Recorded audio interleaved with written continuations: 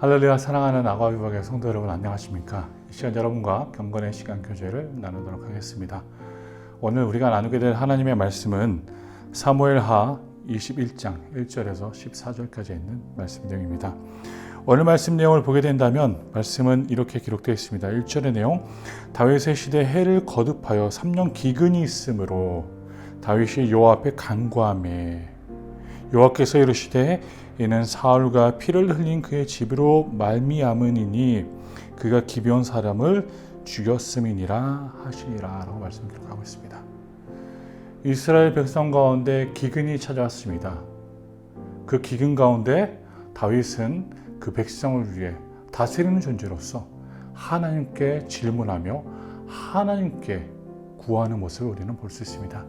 사랑하는 성도 여러분, 우리는 우리 삶 가운데 있는 어떤 상황 속에서도 하나님께 간구하며 하나님께 기도할 수 있는 존재들이 되어야 합니다. 그리고 하나님으로부터 응답을 받을 수 있는 존재들이 되어야 한다는 것이죠. 즉, 우리 삶에 문제가 있을 때 오늘 다윗 왕의 이 모습처럼 하나님을 구하며 그 구함을 통하여서 응답을 얻는 자들이 되시기를 간절히 소원합니다. 여기서 말씀 내용을 보면요, 오늘 하나님은 그에게 분명히 말씀하십니다.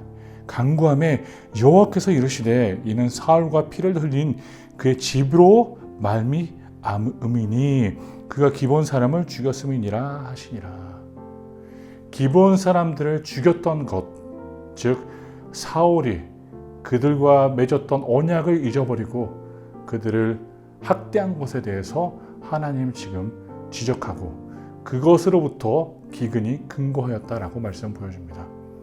사랑하는 아과비박의 성도 여러분, 우리가 이러한 해답을 하나님으로부터 받았다면요, 우리는 움직여야 합니다. 2절의 내용을 보십시오.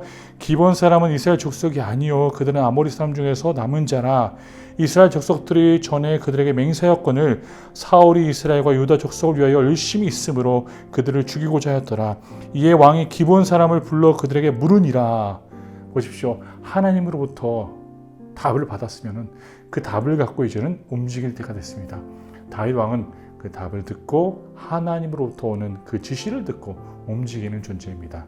움직여서 기브온 사람들을 찾아 나서 화해를 구하며 그들이 필요한 것이 무엇이냐라고 오늘 3절 내용을 통해서 우리는 볼 수 있습니다. 사랑하는 아과비박의 성도 여러분, 우리는 모든 상황 속에서 하나님으로부터 받은 해답이 있습니다. 그 해답이 있다면 우리는 움직여야 합니다. 하나님의 뜻을 이루기 위해, 그리고 그분의 뜻에 우리가 살아가기 위해 움직여야 된다는 것입니다.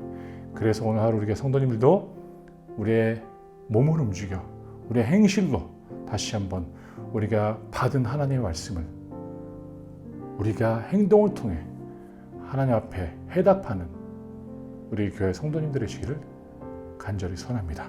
오늘 말씀 또한 5절에 내려보십시오. 그들이 왕께 아뢰되 우리를 학살하였고 또 우리를 멸하여 이스라엘 영토 내에 머물지 못하게 하려고 모해한 사람의 자손 7사람을 우리에게 내주소서라고 합니다. 그런 상황 속에서 7절의 내용 보십시오. 그러나 다윗과 사울의 아들 요나단 사이에서 서로 여호와를 두고 맹세한 것이 있으므로 왕이 사울의 손자 요나단의 아들 무비보셋은 아끼고. 보십시오. 다윗 왕은 자기가 맺은 언약과 그리고 오늘 말씀의 내용처럼 요단과 약속한 것들에 대해서 끝까지 지키는 우리 모습을 볼 수 있습니다.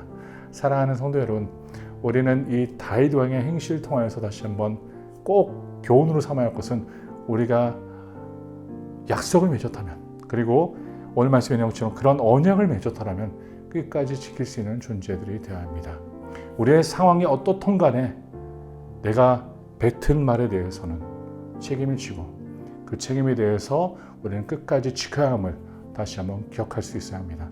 그래서 오늘 하루 우리 성도님들도 이러한 다윗의 모습을 통해 하나님을 더욱더 닮아가며 하나님과 더욱더 가까이 교제하며 살아가시는 우리 교회 성도님들이 되시기를 간절히 소원합니다. 오늘도 축복된 하루가 되십시오.